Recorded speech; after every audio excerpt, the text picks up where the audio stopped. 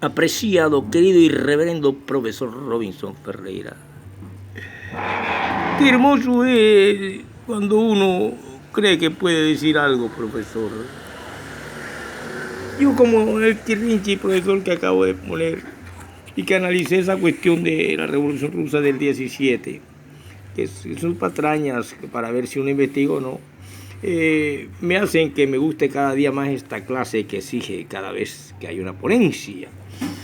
También apreciado, profesor, ahí en el pasillo, después de los aplausos que se le dieron, profesor, yo escuché a una muchacha de cuarto grado de bachillerato que decía que usted lo podían suspender del plantel educativo, pero que gracias a la intervención de la señora Petrarca a usted lo ascendieron a director de asignatura. Eso fue verdad en el colegio José María Córdoba. Claro que fue verdad, querido estudiante.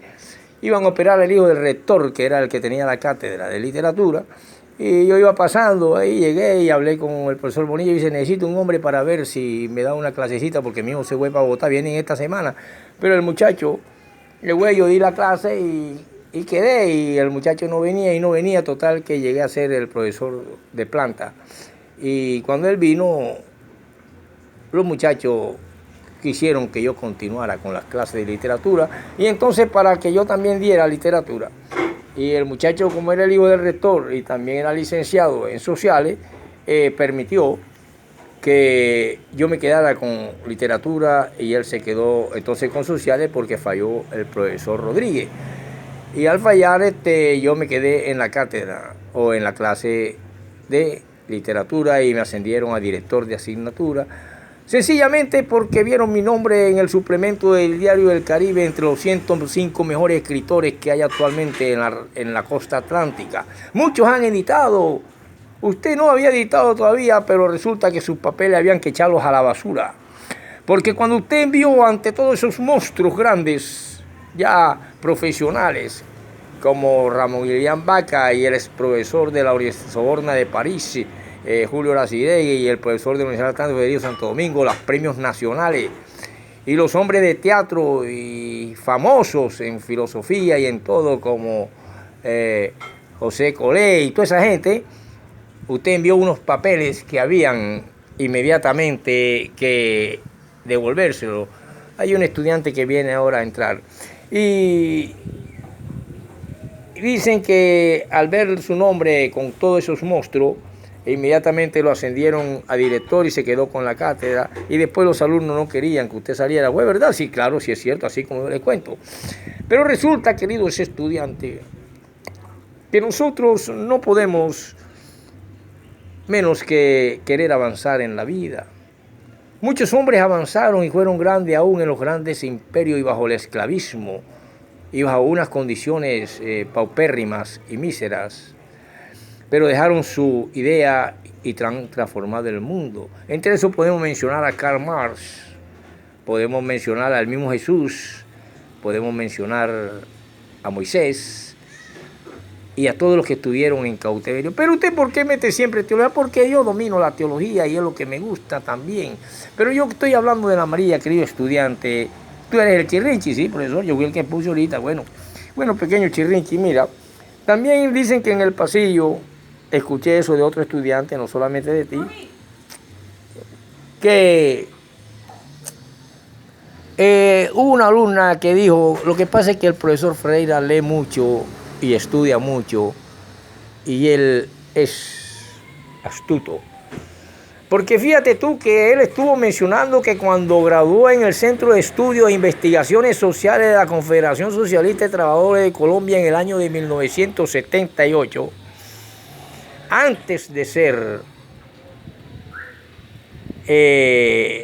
profesor, que viene siendo allá en el 2000, el 1999, por ahí, 90 y pico, él conoció a muchos sindicalistas, pero que ahora que nos da la clase, él está hablando de que la gran vergüenza muchas veces del mismo sindicato, cuando ya todos aquellos simples obreros y trabajadores se convierten en líder sindical, Entonces pasan a ser unos prepotentes más y unos hombres más de la alta burguesía. Ya sus hijos empiezan a estudiar en Europa, empiezan a tener un carrito cada uno y empiezan a salir poco a poco. Y esa es la burocracia vergonzosa de la izquierda. Y de lo que hay que cuidarse mucho hoy en día, de la burocracia que siempre acabó incluso a la misma Rusia. Y ese profesor, usted dijo y mencionó Márquez, pero resulta que Márquez, profesor, fue del DAS. Sí, queridos estudiantes, Márquez, yo tiré al sopetón todos esos nombres, aunque yo sé conscientemente que el nombre de él era otro. Era algo así como el mercado público de Barranquilla, le decían Raquel Mercado. Ahora sí recuerdo perfectamente, apunten el nombre, recuerdo Raquel Mercado. Oiga, profesor, intervino un estudiante a quien le dicen el conejo Sprini. Y el conejo Sprini, porque tiene cara de conejo y las orejas para arriba, dice, profesor, pero es que estoy muy mañoso. Pero yo lo que quiero es que investiguen, no traguen entero, porque cualquiera que llega a su puerta y le dice que esto, que tal, que Jesús jugaba billar, que usó pantalones botancha, enseguida ustedes lo creen y se meten a mormón sin saber que esa palabra significa boca del infierno. Y ya ve que ustedes como caen por el primero que le dice algo de algo que ustedes no desconocen y no tienen conciencia porque no estudian. Y yo lo que quiero es situarlos en la realidad. Mire, yo les voy a hablar de la María sencillamente porque es la clase que estamos viendo como género romántico. Pero resulta que yo no puedo hablar de la María como le hablan otros profesores que no han tenido los libros que tengo yo en la cabeza. Este es Jorge Isaac. Ahí está. Pero resulta que Jorge Isaac, que no se sabe de dónde es, pero la obra menciona mucho Valle del Cauca y todas esas cuestiones, me está diciendo que la misma Colombia ha sido reconocida en el mundo como una nación de poetas que han sido presidentes de la República. Le mencioné a la Pluma de Oro, Fidel Suárez, le mencioné a un poco de que han sido periodistas y mucha gente que no tiene nada que ver realmente con lo que acontece a la política, como es ser economista político, como es ser sociólogo, como es ser filósofo que conoce también todas estas áreas, porque la filosofía abarca todo. Pero Colombia no solo ha sido un país de poetas. Colombia se enorgullece, digo yo, con la novela romántica y con la novela histórica y con la novela de violencia. Y podemos mencionar a muchos entre los que se encuentran. Y se puede decir que los grandes, y Colombia debe sentirse orgulloso de Jorge Isaac, el de la María, de Tomás Carrasquilla, el de la Marquesa de Yolombó, Frutos de mi tierra, de Gabriel García Márquez, su obra de violencia y de su costumbrismo y de su realismo mágico, y de otros muchos escritores más, como pueden ser Fernando Soto Aparicio, que me hizo llorar cuando vi La rebelión de las ratas, pero de las ratas no para comérnoslas, sino la rebelión prácticamente de la clase obrera que muere en las minas de carbón, en las minas de tal y en las minas de tal en este país de Colombia. Y entonces Colombia es aplaudida en el mundo por sus literatos, por sus poetas y por sus novelistas.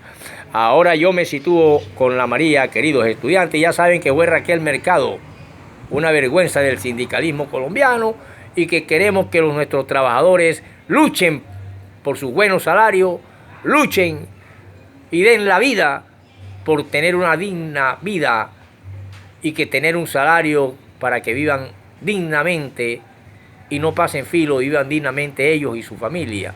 Eso es lo que busca realmente una buena lucha obrera. Ahora, ¿por qué usted dice esto, profesor? Porque tenemos que situarnos a los sistemas económicos que han existido desde la época de Jesucristo hacia acá.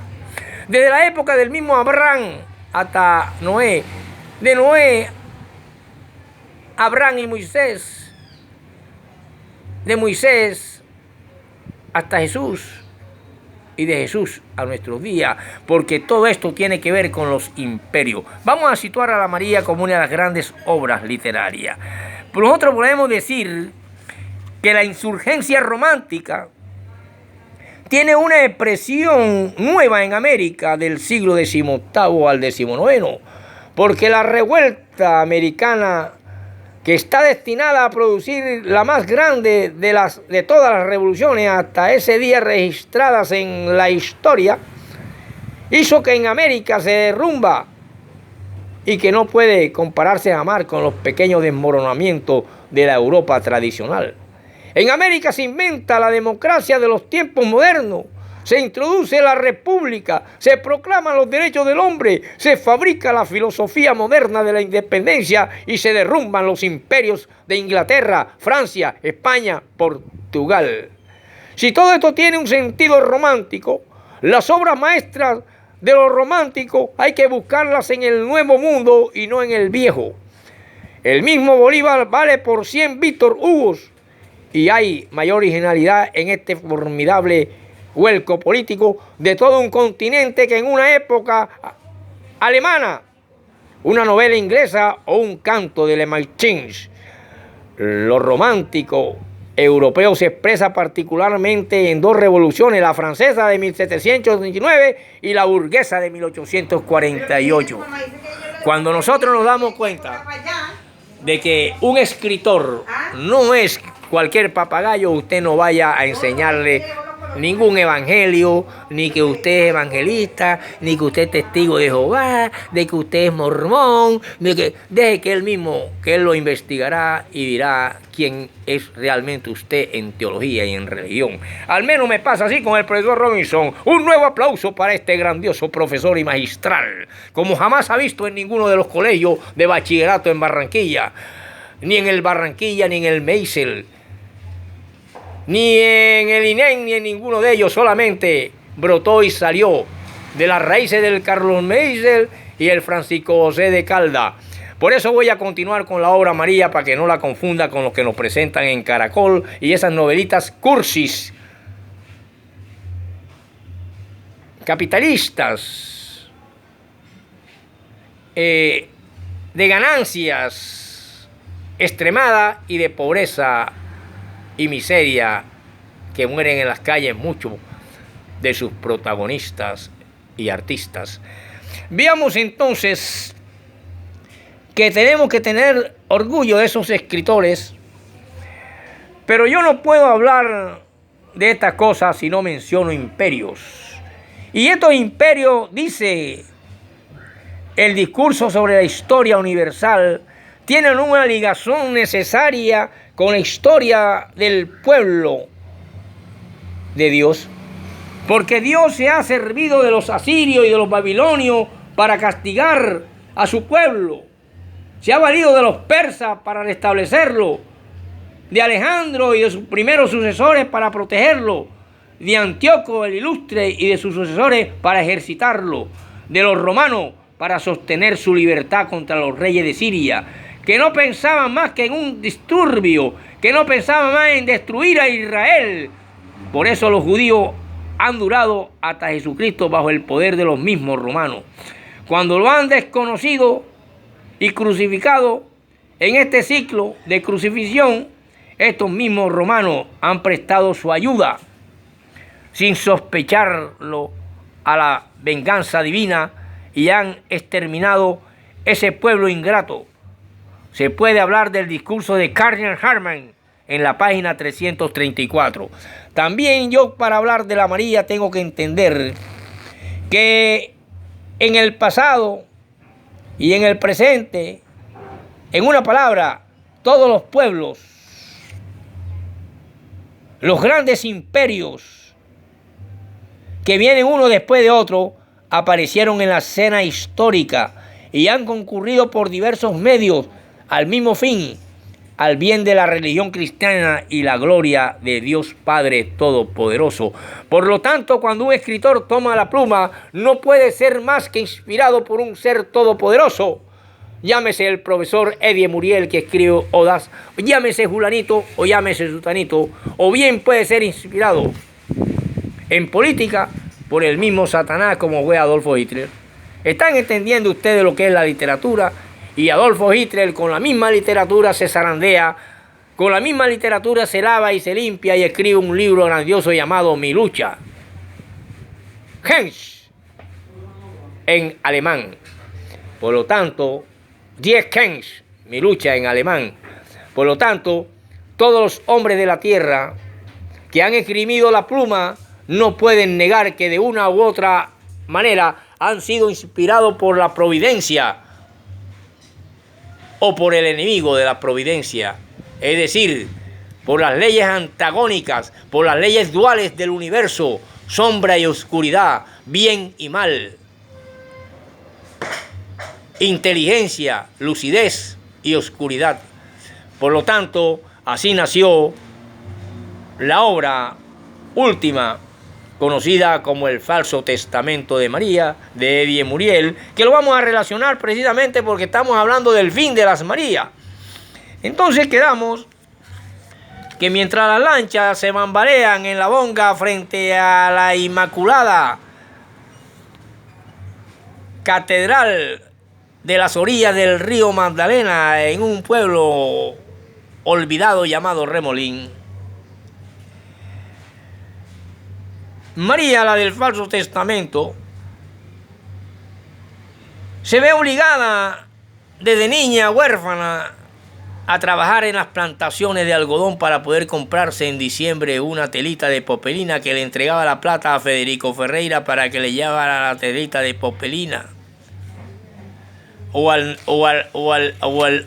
hombre que llevara una lancha que viniera a Barranquilla, sea en canoa, sea lo que sea, le llevara su popelina para ella poder estrenar esa misma pantalón, esa misma telita y ese mismo vestidito en el 7, el 24 y el 31. Y ella piensa un día que con ese hombre está perdiendo el tiempo y se ve obligada a venirse a Barranquilla y cae en la casa de los Palma, los dueños de Jabonería Oro y los edificadores del edificio Palma en el Paseo Bolívar, porque una amiga la recomendó que trabajaba allá. Y como jardinera de ahí, jardinera o primero cortadora de rosa, y luego entra a la servidumbre, conoce a un jardinero español que venía de la Guerra Civil de 1936 de España. Y el hombre la ve y se impacta y nace un romance entre María, la del Falso Testamento, y el español llamado y de apellido Ferreira, José Valentín Ferreiro. Y José Valentín Ferreiro queda plasmado con los ojos hermosos y ondulados de María, quien fue pretendida en el pueblo de Remolino por el hijo de uno de los hombres más grandes y más ricos que ha tenido el Magdalena, llamado Wilch. Y Pedrito Wilchen dicen que era hijo del viejo Wilchen, quien tenía pacto con el diablo. Y María le ruyó a pesar de la hermosura del individuo. Ojos azules, moreno, pelo ondulado y opuesto. Y María lo abandona y abandona al hombre flojo, jugador y pendenciero en la orilla de la boca, y se vino a buscar una casita a Barranquilla. Y así conoce al español que viene de la Guerra Civil de 1936, conocida como en la época de Franco.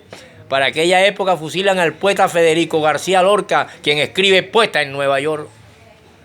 Y así, de esa manera, María, la del Falso Testamento, entra a ser estudiada, analizada, y este escritor y este profesor de literatura crea la obra El Falso Testamento de María, que pienso publicar. Si no muero este año, verá la luz pública. Así me toque pedir limosna para editarla.